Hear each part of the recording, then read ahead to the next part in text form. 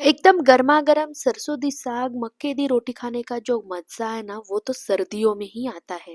तो हेलो दोस्तों, आज मैं जो रेसिपी आपके साथ शेयर करने जा रही हूँ, वो है सरसों दी साग की रेसिपी जो खाने में बहुत ही टेस्टी लगती है। हाँ, यहाँ पर मैं आपको एक बात बताना चाहूँगी कि इस रेसिपी को बनाने के लिए आपको थोड़ा ज़्यादा टाइम ज़रूर लगेगा, पर जब आप इसे बनाकर टेस्ट करेंगे ना, तो आप खुद ही कहेंगे कि आपके मेहनत ने रंग लाया है, इतना ये खाने में बढ़िया लगता है।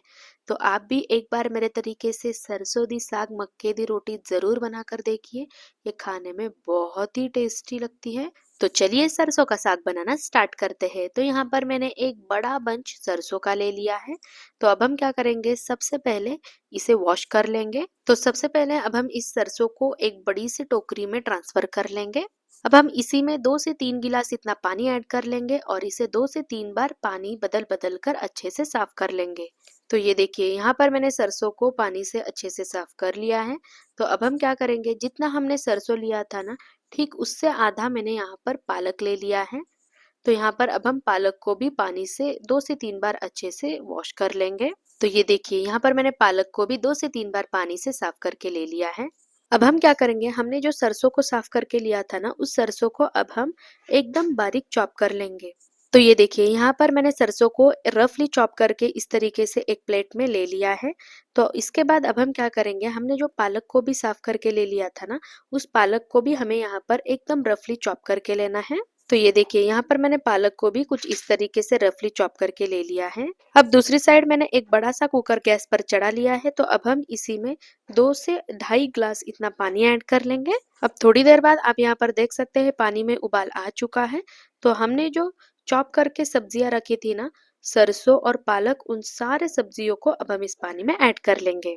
तो सबसे पहले मैंने यहाँ पर चॉप किए हुए सरसों को ऐड कर लिया है। सरसों ऐड करने के बाद हमने जो पालक को भी चॉप करके रखा था, उस सारे पालक को भी अब हम कुकर में ऐड कर लेंगे। इसी के साथ अब हम इसमें 2 मीडियम साइज के अदरक के पीसेस, 10 से 12 लहसुन की कलियां और 4 हरी मिर्च भी अब हम इसमें ऐड कर लेंगे। तीखापन आप आपके हिसाब से एडजस्ट कर सकते हैं। तो यहाँ पर मैंने हरी मिर्च को इस तरीके से तोड़कर इसमें ऐड कर लिया है।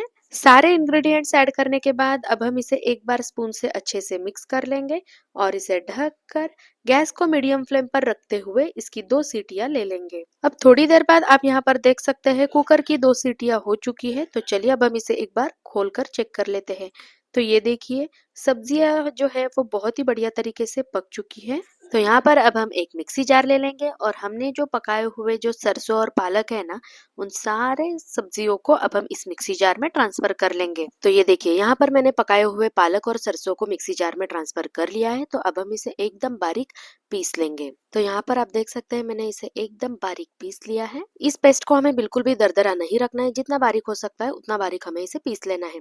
अब दूसरी साइड मैंने गैस पर एक कढ़ाई चढ़ा ली है। तो इसी में अब हम 2 से 3 टेबलस्पून इतना ऑयल ऐड कर लेंगे।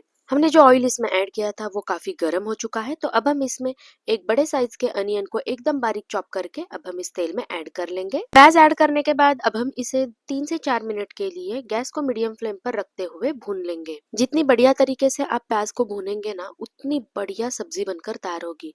तो इसीलिए हमें प्याज को एकदम अच्छे तरीके से भून लेना है। अब थोड़ी देर बाद आप यहाँ पर देख सकते हैं जो प्याज का कलर है वो हल्का सा चेंज हो चुका है। तो इसी में अब हम एक बड़े साइज के टमाटर को एकदम बारीक चॉप करके अब हम इसमें ऐड कर लेंगे। टमाटर ऐड करने के बाद अब हम इसे, जब तक टमाटर पूरी तरीके से सॉफ्ट नहीं हो जाते तब तक हमें इसे इसी तरीके से भूनना है। यहाँ पर मुझे टमाटर और प्याज को भूनते हुए काफी टाइम हो चुका है और ऑयल भी सेपरेट होना स्टार्ट हो चुका है। इसी से आपको पता चलेगा कि प्याज और टमाटर एकदम बढ़िया तरीके से भून चुके हैं। तो चलिए अब हम इसमें कुछ मसाले ऐड कर लेते हैं। तो सबसे पहले अब हम इसी में 1 टीस्पून इतना रेड चिली पाउडर ऐड कर लेंगे। तीखापन आप आपके हिसाब से एडजस्ट कर सकते हैं। लाल मिर्च ऐड करने के बाद फिर से अब हम इसे एक बार अच्छे से मिक्स कर लेंगे। तो आज मैं ये सरसों का साग बहुत ही सिंपल तरीके से बना रही हूँ। तो इसलिए मैंने इसमें बहुत सारे मसाले बिल्कुल भी नहीं ऐड किए हैं, बस कुछ ही मसाले अब हम इसमें ऐड कर लेंगे। रेड चिली पाउडर ऐड करने के बाद अब हम इसी में 1 टीस्पून इतना धनिया पाउडर ऐड कर लेंगे और फिर से इसे 1 मिनट के लिए अच्छे से सौटे कर लेंगे। बहुत सारे लोगों को ऐसा लगता है कि बहुत सारे मसाले ऐड करने से सब्जी बहुत ही बढ़िया बनेगी, तो ऐसा बिल्कुल भी नहीं है। जितनी सिंपल तरीके से आप सब्जी को बनाएंगे ना, सब्जी खाने में उतनी टेस्टी लगेगी। इसके बाद हमने जो सरसों और पालक को पीस कर लिया था उसे भी मैंने यहाँ पर ऐड कर लिया है। तो अब हम इसे एक बार अच्छे से मिक्स कर लेंगे, जिससे जो हमने इसमें सरसों और पालक का पेस्ट ऐड किया है ना, वो मसाले के साथ अच्छे से मिक्स हो जाएगा। तो यहाँ पर मैंने इसे अच्छे से मिक्स कर लिया है। तो अब हम इसमें 2 टीस्पून इतना मक्के का आटा ऐड कर लेंगे। मक्के का आटा ऐड करने से सब्जी में बहुत ही बढ़िया कंसिस्टेंसी आती है, तो इसीलिए मैंने यहाँ पर 2 टीस्पून इतना मक्के का आटा ऐड कर लिया है।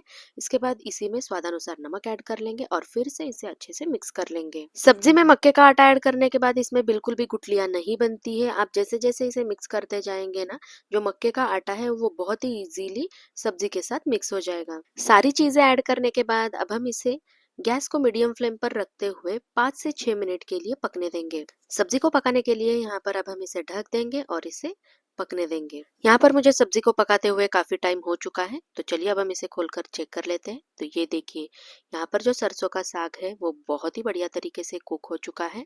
यहाँ पर आपको सरसों के साग को पकाने के पहले का कलर और पकाने के बाद का कलर इसमें क्लियरली डिफरेंस दिखाई दे रहा होगा।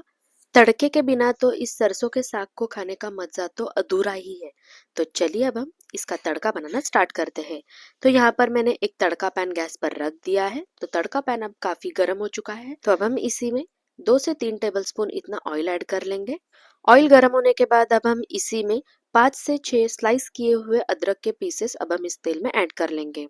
इसी के साथ 2 हरी मिर्च, 2 सूखी लाल मिर्च और तड़के में एकदम बढ़िया कलर लाने के लिए मैंने यहाँ पर 1 टीस्पून इतना कश्मीरी लाल मिर्च पाउडर भी इसमें ऐड कर लिया है। लाल मिर्च पाउडर ऐड करने के बाद अब हम इसे एक बार अच्छे से मिक्स कर लेंगे। तो ये देखिए, यहाँ पर हमारा जो एकदम सिंपल सा तड़का है वो बनकर तैयार हो चुका है। तड़का बनाने के बाद अब हम इस गर्मा गर्म तड़के को सरसों के साग के ऊपर ऐड कर लेंगे और इस तड़के को साग में अच्छे से मिक्स कर लेंगे। कितना भी बढ़िया आप सरसों का साग बना लीजिए, पर बिना तड़के के तो इसे खाने में बिल्कुल भी मजा नहीं आता है। तो यहाँ पर आप देख सकते हैं मैंने सारे तड़के को साग में अच्छे से मिक्स कर लिया है। तो यहाँ पर हमारा एकदम गर्मा गर्म सरसों का साग बनकर तैयार हो चुका है। आप इसे मक्के की रोटी के साथ एकदम गर्मा गर्म ही खाने में सर्व कीजिए। ये खाने में इतना टेस्टी लगेगा ना, जब तक सरसों का सीजन रहेगा आप हर बार इसे बनाना पसंद करेंगे। तो यहाँ पर आप देख सकते हैं मैंने सरसों के साग को इस तरीके से मक्के की रोटी के साथ खाने में सर्व किया था। ये मक्के की रोटी एकदम ही सॉफ्ट बनकर तैयार हुई थी। अगर आपको इसकी रेसिपी चाहिए तो मुझे कमेंट में जरूर बताइएगा, मैं आपके साथ भी इसकी रेसिपी शेयर करूंगी। तो आप भी एक बार मेरे तरीके से ये सरसों का साग घर पर जरूर बनाकर देखिए। आपको एकदम ढाबे जैसा टेस्ट घर पर ही मिल जाएगा। और अगर आपको ये मेरी रेसिपी अच्छी लगे तो लाइक शेयर सब्सक्राइब जरूर कीजिएगा। बाय।